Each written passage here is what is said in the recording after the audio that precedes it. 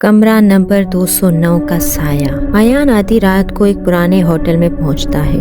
Reception नजरें चुराते हुए कहती है, सिर्फ कमरा 209 खाली है। चाबी के टैग पर जले हुए निशानात हैं। कॉरिडोर की लाइट जल बुझ रही है। पीछे से किसी चीज को घसीटने की आवाजें आती हैं।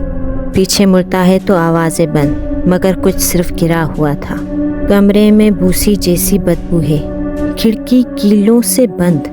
अलमारी पर नुकीले पंजों जैसे निशान। आईने में चेहरा धोते हुए आयान देखता है कि उसके पीछे एक काला गैर वाज़े वजूद खड़ा है। पीछे मुड़ता है तो कोई नहीं। रात 3:07 पर एक सरगोशी उसे जगाती है। निकल जा। आवाज़ अलमारी से आई थी। हैंडल आहिस्ता आहिस्ता खुद घूमता है। दरवाजे की दराज में पुरानी गैस बुक मिलती है। कमरा 209 के हर नुश्ते के आखिर में सिर्फ यही लिखा है, मैंने उसे देखा। कमरे का दर्जा हरारत अचानक गिर जाता है।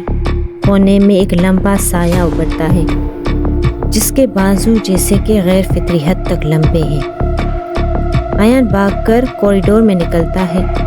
दरवाजे एक एक करके जोर से बंद होने लगते हैं। रोशनी फटती है।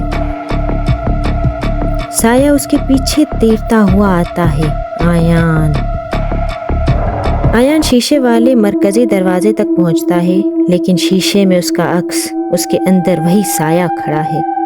आयान का साया नहीं, साये का आयान। सुबह एक नया मुसाफिर आता है। पूछता है, कौन सा कमरा खाली है?